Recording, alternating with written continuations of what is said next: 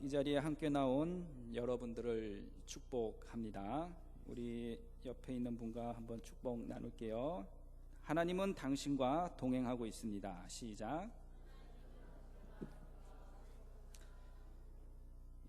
또 한번 이렇게 인사 나눕시다. 당신은 혼자가 아닙니다. 시작. 당신은 혼자가 아닙니다. 어떤 분들은 나는 막 나 혼자라고 막 이렇게 좌절하시고, 왜 인생을 이렇게 나는 이렇게 혼자 가야 하나, 막 이렇게 막 좌절하는 그런 사람도 있어요. 그러지 마세요. 나는 나는 나 혼자가 아니에요. 또 나 혼자 또 살아가는 것도 아닙니다. 아프리카의 개척자이고 선교사인 여러분들은 잘 아는 리빙스턴 선교사 잘 알 겁니다. 그런데 한 번은 이 리빙스턴이 이제 선교를 다 마치고 자기 본국의 고향인 영국으로 이제 다시 돌아오게 되었습니다. 그 대학이 글래스고 대학이라는 곳에서 이제 명예 법학 박사 학위를 이제 받기 위해서 영국 자기 땅으로 이제 돌아오게 됐는데, 이제 학위를 받기 위해서 이제 강단에 이제 드러난 이 리빙스턴을 본 사람들이 다들 깜짝 놀랐어요. 왜냐하면은 예전에는 그렇게 건장하고 체격도 그렇게 좋았던 그 청년의 모습을 전혀 찾아볼 수가 없었기 때문입니다. 그러니까 이 사람이 이제 아프리카의 선교에 가서 이제 원시림에 있으면서 때로는 그 야생 동물에게 물리기도 하고, 또 심한 열병 때문에 20번이나 쓰러지기도 하는 그런 열악한 환경 속에서 온갖 말 못할 고통을 많이 겪은 결과였습니다. 그래서 학위를 받은 이 리빙스턴의 이제 감사의 뜻을 이제 표현을 하면서 이제 이런 말을 하는, 나 도시 또 아프리카로 가겠습니다. 그렇게 말을 하니까 사람들이 또 놀라는 거예요. 그렇게 고생을 했는데 거기를 또 가다니. 극심한 고생과 하치 앞보 알 수 없는 위험이 도사리고 있는 그 아프리카로 다시 돌아가겠다고 하니까 많은 사람들은 아무 말을 하지 못했어요. 그리고 강단은 술렁거리기 시작을 했습니다. 그래서 분위기를 감지한 이 리빙스턴이 이제 사람들에게 이렇게 말합니다. 염려하지 마십시오. 나는 혼자가 아닙니다. 세상 끝날까지 함께 있겠다고 약속하신 살아계신 주님이 계시기 때문입니다. 그분이 나의 길동무가 되시고 원시림과 광야를 함께 걸어가 주십니다. 그러니 제가 무슨 두려움이 있겠습니까? 이런 말을 했다고 합니다. 혹시 아까 인사도 나눴지만 자기 자신이 지금 혼자라고 생각을 하십니까? 그렇지 않습니다. 우리는 혼자가 아닙니다. 혼자 결정하고 혼자 걸어가는 것 같지만 그게 아니에요. 우리를 인도하시고 보호해 주시는 하나님이 계시고 그분이 지금 나와 함께 하십니다. 우리가 혼자라면 외롭겠지만 주님은 결코 여러분들을 혼자 외롭게 버려두지 않습니다. 나와 함께 하시고 나를 도와주시고 내게 용기를 주십니다. 나와 하나님께서 이 1+1의 인생으로 동행을 해 주시는 거예요. 그렇다면 나 혼자 인생을 살아간다고 생각해서는 안 될 것입니다. 그런데 과연 나는 지금 누구와 1+1의 인생을 가고 있는지 한번 생각해 보시기를 바랍니다. 하나님과 1+1이어야 하는데 혹시 세상과 1+1은 아닌가? 우리가 한 번쯤 생각해 보아야 하지 않겠습니까?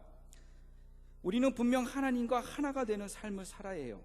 하나님을 가까이 하는 삶을 살아야 합니다. 그래서 하나님께서 가시고 싶어 하시는 곳으로 우리가 따라가야 하고, 또 하나님께서 원하시는 동력자가 되어서 하나님께서 원하시는 것을 하는 것이 여러분 우리여야 합니다. 그런데 우리는 종종 하나님과 1+1의 인생을 살지 못하고 오히려 세상과 1+1으로 살아갈 때가 너무나도 많습니다. 세상의 쾌락이 더 좋아요. 그래서 세상의 쾌락이 손짓하는 대로 따라갑니다. 세상적인 이익이 훨씬 더 달콤합니다. 그래서 세상적인 이익이 주어지는 곳이라면 주저하지 않고 쫓아가는 삶을 살아갑니다. 그러면서 하나님을 겨우 사은품 정도로 생각하는 사람들이 너무나도 많습니다. 그저 하나님이 있으면 좋고 없으면 그만인 존재로 밖에 생각하지 않고 살아갈 때가 너무나도 많다는 거예요.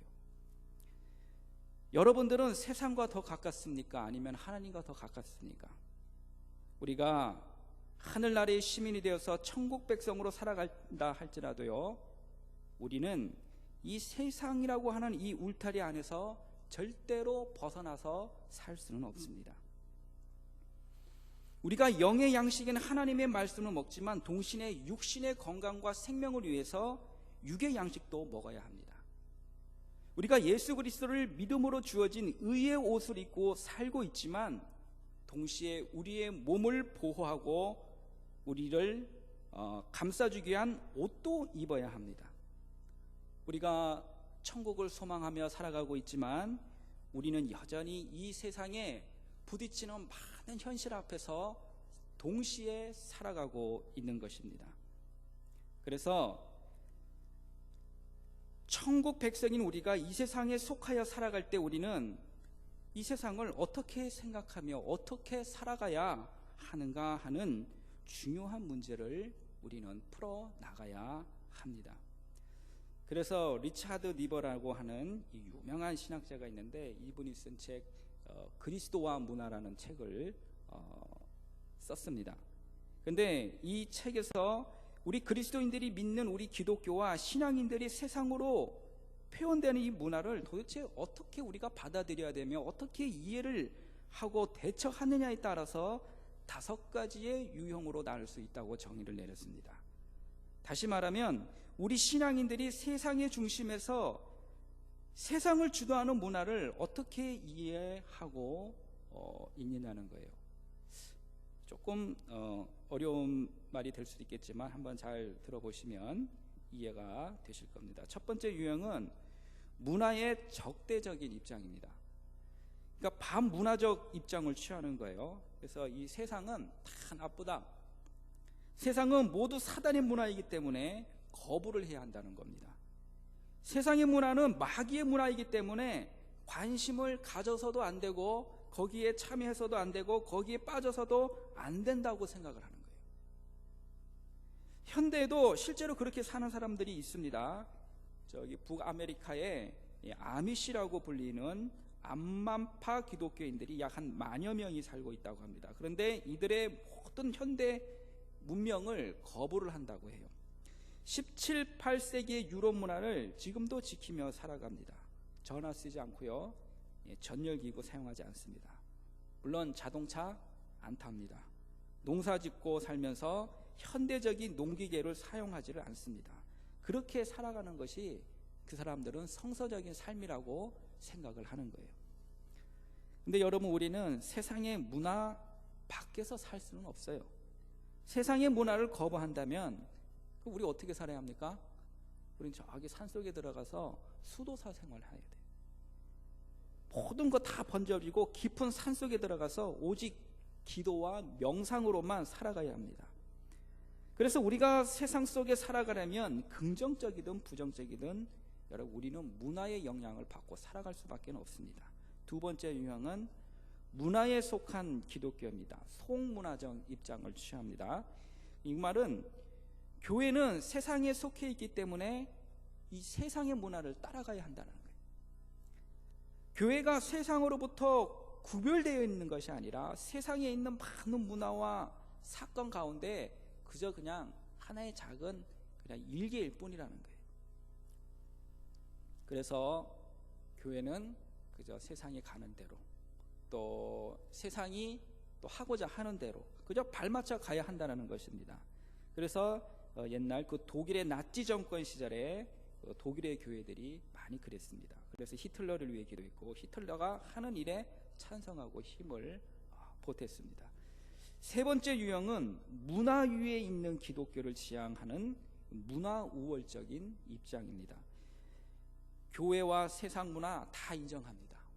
우리 교회는 우리 교회 문화대로 인정하고 세상 문화는 세상 문화도 다 인정을 하면서도 교회가 세상의 문화보다 더 우월하다고 생각을 하는 거예요. 그래서 세상의 문화는 교회와 기독교의 가치 기준에 따라서 판단되어야 한다고 생각을 합니다. 요 유형은 뭐냐면 옛날 우리 선교 초창기에 선교사님들이 이런 입장에서 복음을 전했습니다. 뭐냐면 피선교지의 문화나 전통은 무조건 그거는 저급한 걸로 이제 취급을 하는 거예요. 그래서 모든 것이 세상적이고 악마적인 것으로 보았습니다. 그래서 피선교지에서는 자신들이 가지고 간 문화를 세우는 것이 복음화라고 생각을 했던 거예요. 네 번째 유형은 문화와 역설 관계에 있는 기독교를 지향하는 문화 역설적 입장입니다. 이건 뭐냐면 교회와 세상의 문화를 동시에 인정하면서 이 세상과 이 교회 문화가 서로 간에 영향을 준다는 겁니다. 그래서 교회의 문화와 세상의 문화는 서로 적대적이기 때문에 끊임없이 싸움을 해야 한다는 거예요. 우리 신앙인들도 교회와 세상 문화 모두 속해 있기 때문에 끊임없는 영적인 싸움을 통해서 그리스도 쪽을 선택을 해야 합니다. 사실 우리는 지금까지 이런 교육을 받아왔어요. 세상은 우리가 싸워야 할 대상이라고 생각을 하는 것입니다. 세상은 우리가 정복해야 될 대상이라고 보는 거예요. 피할 수 없기 때문에 우리는 세상과 문화와 싸워서 반드시 쟁취하고 이겨야 한다라는 그러한 생각을 우리는 많이 교육을 받아왔습니다. 그런데 이러한 생각도 오늘도 우리의 문화와 현실 속에서 역사하시는 하나님의 섭리와 성령의 역사를 잘 보지 못하는 오류를 범하게 됩니다. 그래서 이 리차드 리버가 가장 좋은 유형으로 제시한 것이 이 다섯 번째 유형인데, 그것은 문화의 변혁자인 기독교. 그것이 더 트랜스포머 오브 컬처럴, 문화 변혁적 입장입니다. 인간의 본성은 타락하고 삐뚤어져 있기 때문에 인간이 만들어내는 문화는 그건 악할 수밖에 없습니다. 그것은 반드시 분명히 교회와 적대적일 수밖에 없습니다. 그러나 교회는 그런 인간이 만든 문화를 악하다고 해가지고 외면해서도 안 되고 대적해서도 안 되고 따라가서도 여러분 안 됩니다. 하나님께서 교회를 이 땅에 세우신 이유는 그런 타락한 문화 속에 있는 사람들을 그리스도를 닮은 사람으로 변화시켜야 한다는 것입니다. 예수님께서 하늘보좌를 버리시고 이 땅에 오신 그 성육신 사건이 이 유형의 모델이 되겠습니다.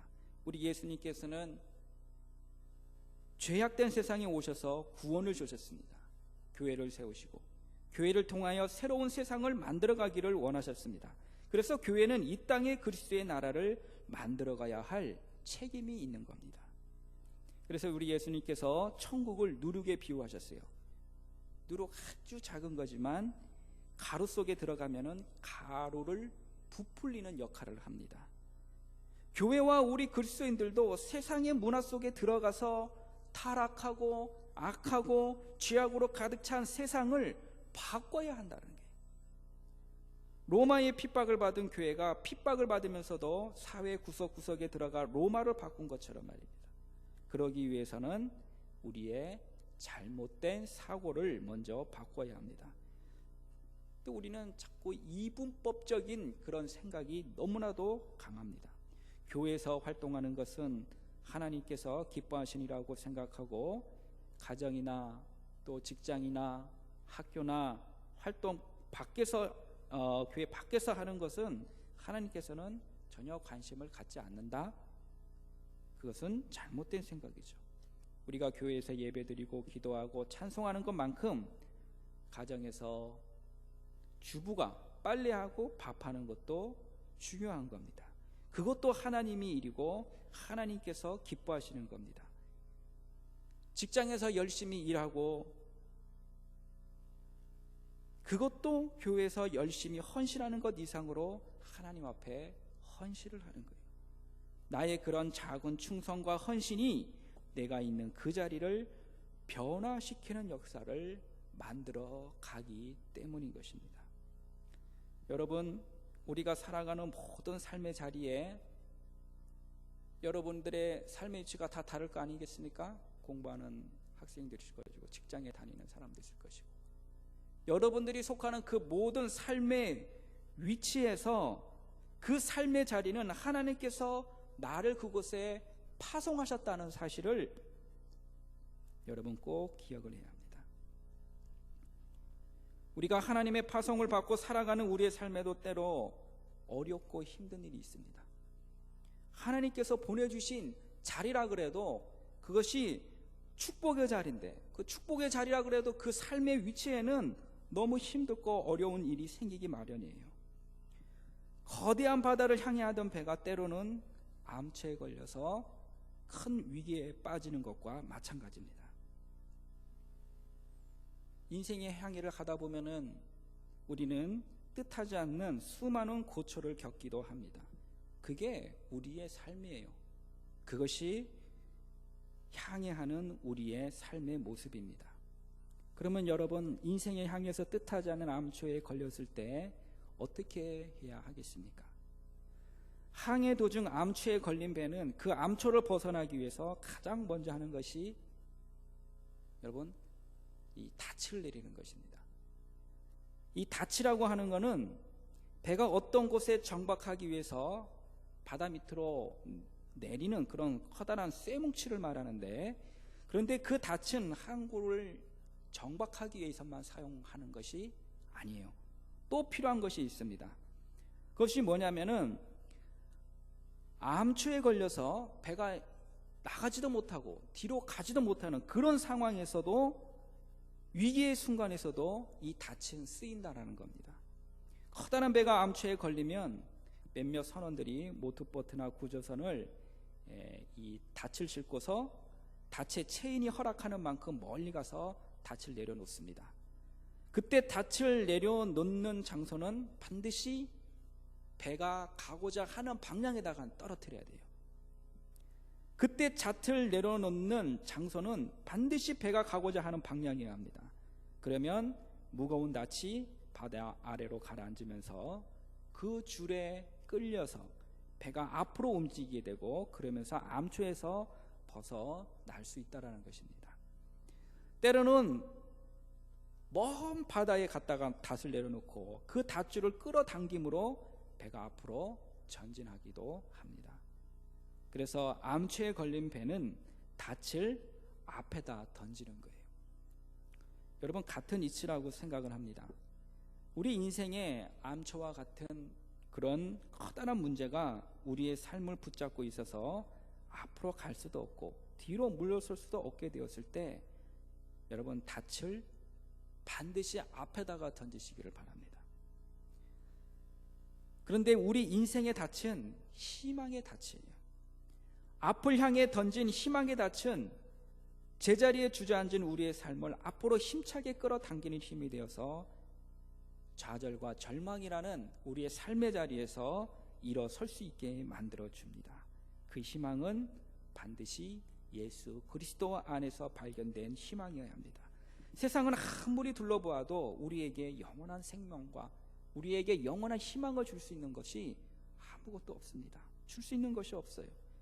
그리스도 안에서 발견된 희망, 그리스도를 통하여 나에게 주신 꿈과 희망과 비전을 바라보고 앞을 향해 힘차게 전진할 때, 우리는 바로 그 절망의 삶의 위치에서 일어나 앞으로 전진할 수가 있는 것입니다.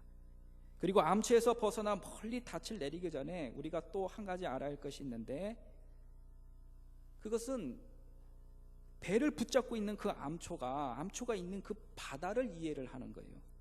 그 암초가 어떤 것인지, 그리고 그 바다의 특성이 무엇인지 알면 암초에서 벗어나는 일은 더 굉장히 쉬울 수가 있습니다.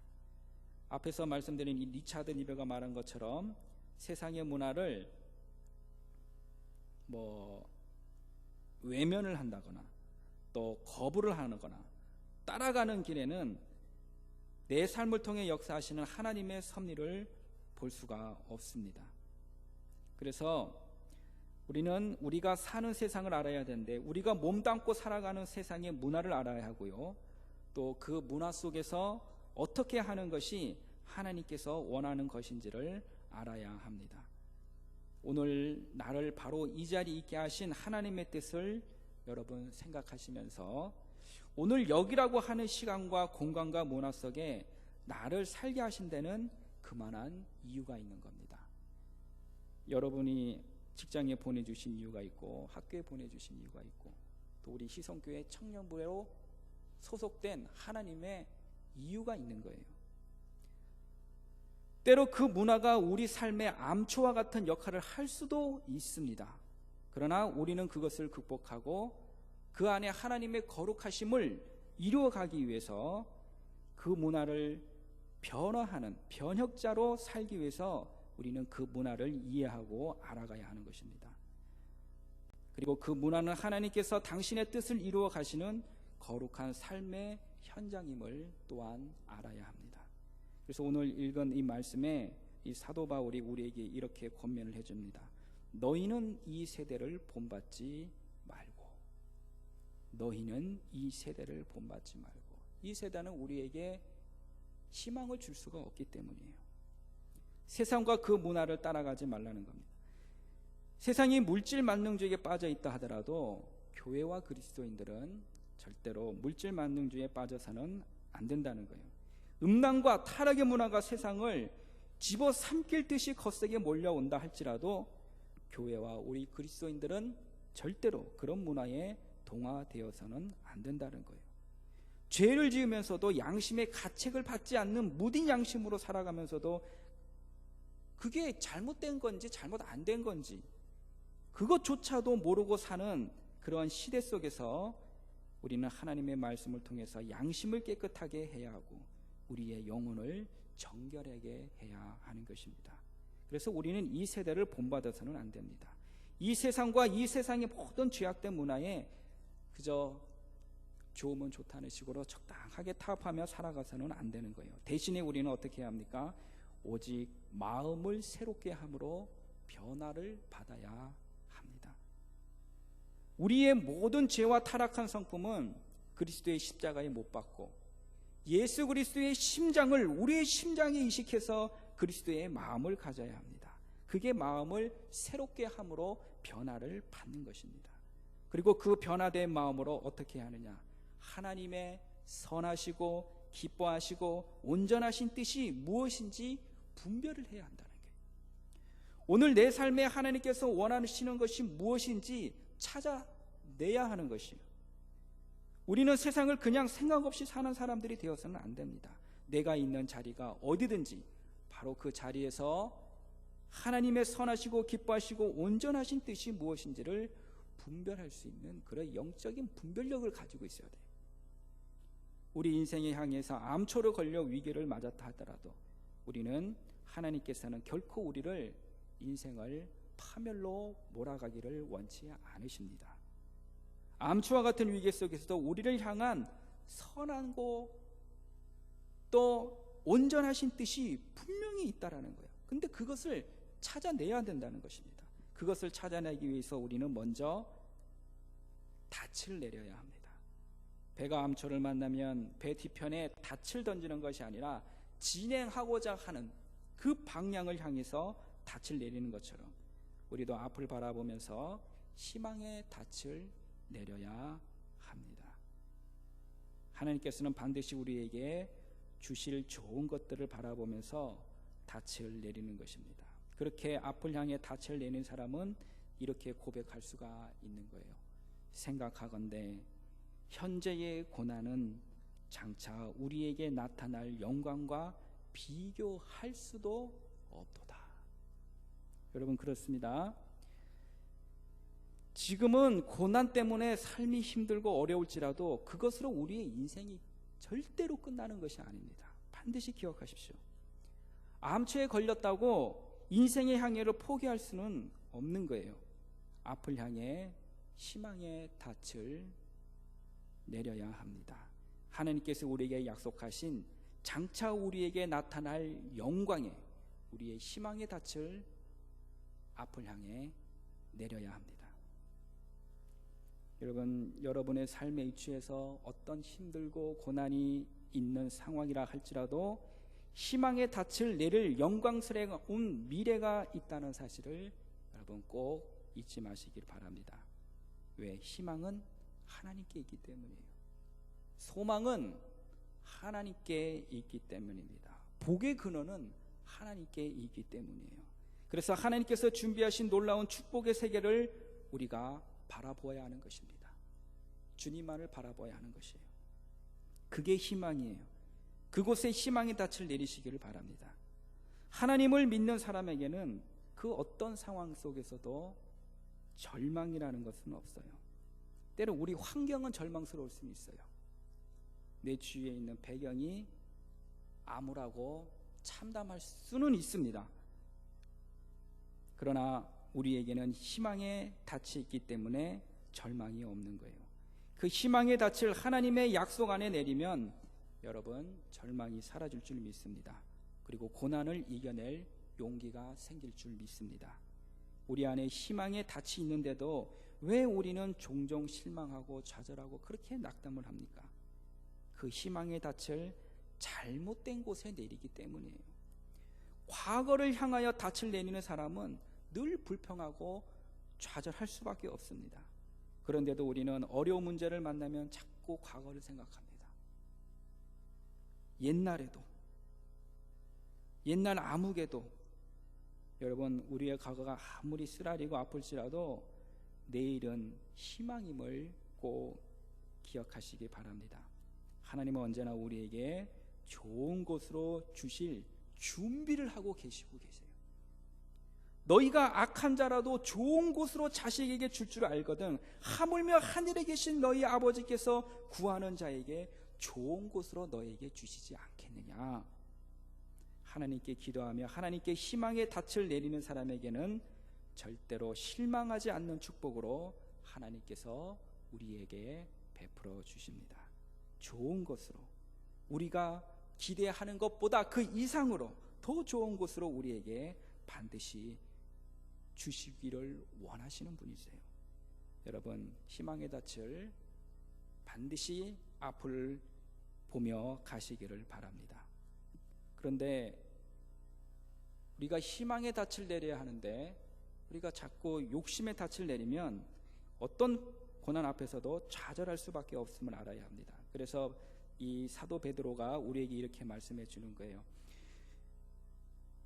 너희가 순종하는 자식처럼 전에 알지 못할 때에 따르던 너희 사욕을 본받지 말라 그랬습니다.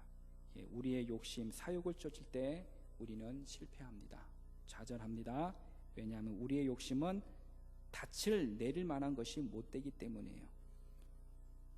닻은 바위와 같이 단단한 곳에 내려야 힘을 받을 수가 있습니다. 근데 우리의 욕심은 여러분 커다란 구렁텅이와도 같아요. 끝이 보이지 않는 구렁텅이입니다. 그렇기 때문에 거기에 닻을 내리면 배가 구렁텅이에 침몰하고 마는 것입니다.